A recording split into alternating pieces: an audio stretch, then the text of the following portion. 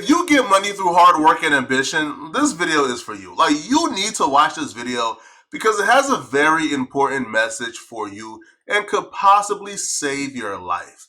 Now, listen up and listen up carefully, bro. The California justice system is sending a message to people who get money. They want you guys to stay out of California. They don't want hard-working young men who is getting money through hard work and ambition, bruh. And they're making it clear that if you come to California, they're going to almost incentivize the goons to kill you and murder you because they're not going to prosecute them. They're not going to hold them accountable. They're not going to do a lick of jail time. We learned this with the Pop Smoke situation, right? Pop Smoke killers all got probably like an 18-month vacation at summer camp, and they out cooling. And PNB Rock killers are about to do the same thing. So let's rewind a little bit to first speak on how PNB Rock was tragically killed. Alex and Christine, we certainly do. Yes, we can confirm that the male victim in this robbery turned shooting has been declared dead. They were apparently declared dead at around 2 p.m. LAPD says that the shooting took place around 1:15. Paramedics did respond here and they did take the victim to the hospital, but unfortunately that male victim did not survive. Now, again, we can also tell you that male victim's name, according to TMZ, is Rakeem Allen, who's also a somewhat notable rapper named PNB Rock. Now, just to kind of give you an explanation of how this all went down, it's around 1:15 this afternoon, according to LAPD. Rock and his girlfriend were eating lunch here inside Roscoe's Chicken and Waffles. Now, apparently, an individual came inside, walked right up to their table, demanded property and personal belongings from the rapper and his girlfriend. A quick exchange ensued. The suspect then fired upon Mr. Allen multiple times, then grabbed some items and fled. Here's LAPD explaining at a press conference just a few minutes ago how it went down. The victim was sitting at a table eating with a female witness when he was approached by the suspect. The suspect then brandished a firearm and demanded his property. We don't have the audio as to what the exact verbal exchange was at that time. The suspect then fired multiple rounds. I promise you guys the news headline didn't do that story justice. It was even more gruesome. After PNB Rock was shot at first, he fell to the floor and turned on his back. The perpetrator, the 16-year-old at the time, stood over PNB Rock, shot him 4 more times in the back, and ripped his chain from off his neck. That's how gruesome this was, right? Now, one could say the person who did this was probably in their right state of mind, right? I mean, you stood over somebody, shot them 4 times. I don't know, right? Now his father was apparently outside with the getaway vehicle. And, after he did that, he hopped in the vehicle, they drove off, and apparently the father parked the car a block away and set the car ablaze to burn it up. Now, eventually 5 people was arrested, the father and the son duo and 3 accomplices, right, who was apparently charged with accessory after the fact. Now, it's been about 2 years, and people have been wondering, okay, what's the update on the PNB Rock case? Boy, I got an update for you guys. I got an update for you guys, right? Let's get to it. So the perpetrator, the 16-year-old who is now 17, about to turn 18, is currently in juvenile. He's currently in YA. He's not being charged as an adult. He's being charged as a juvenile. That's not even the worst of it. It gets worse, though. The kid who stood over PNB Rock, shot him in his back 4 times, and ripped his jewelry from off his neck. That kid isn't even being charged with murder. Come here. He's not being charged with murder. He's being charged with a slew of crimes that relates to the murder. He's being charged with conspiracy to commit a felony. He's being charged with robbery. He's being charged with being in possession of a firearm as a felon, but he has not been charged with murder. Now, it's unclear why. And even if he was charged with murder, he's being charged as a juvenile. He's going to be, like, the max sentence he can get is juvenile life, which is he'll be out by his 21st birthday. Because the California justice system unfortunately believes that even though you stand over somebody, shoot them 4 times, take their life away, snatch their chain, like hop in a vehicle, like try to get away, burn the vehicle to conceal evidence, that, if you're under 18, man, you don't know what you were doing. You were just a kid. So he hasn't even been charged with murder yet.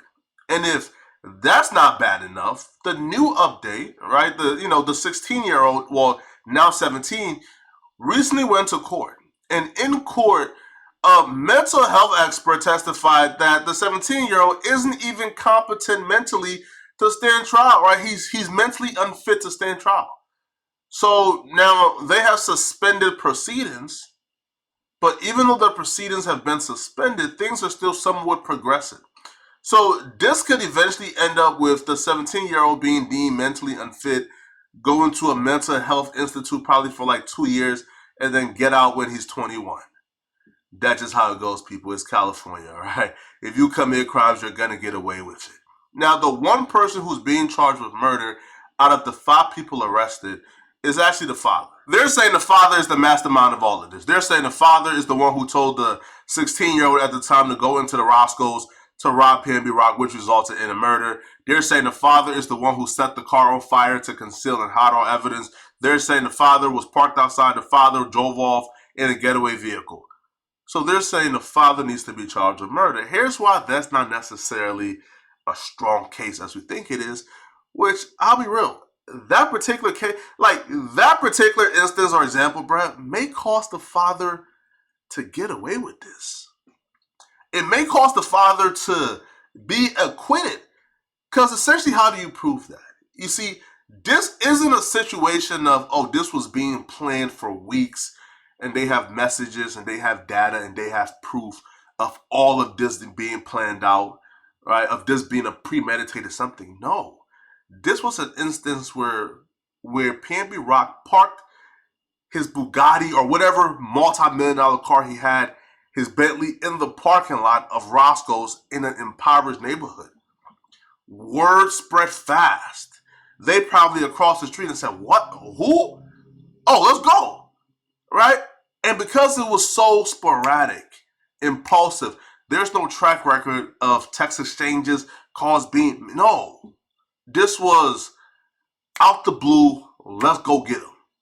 So if you don't have a track record to prove, yo, this was actually planned out, now how do you prove the father is who told him to go into the Roscoe's and do it? The son isn't going to speak. He's not going to cooperate.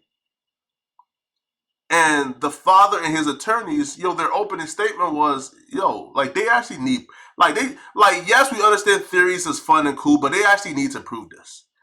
Like, how can you say my defendant here, right, is being charged with murder, but he never entered into Roscoe's, he never had any contact with PNB Rock, he's not on surveillance footage, he's not on camera? How are you guys saying, that he told his son to do anything? Right? Now, they haven't gotten to exactly why he was there yet, but essentially he could say, bruh, my son told me to drop him off to go eat some chicken. Right? At the most I could be guilty of is probably trying to help my son after finding out the mistake he made. But I didn't tell my son to do this, and what proof do you guys have I told my son to do this? You get my drift now? The actual murderer is being deemed unfit and mentally incapable to go to trial. He's not even being charged with murder. And the one person being charged with murder has a very strong case for why he's not murdered, because how do you prove I told my son to do this?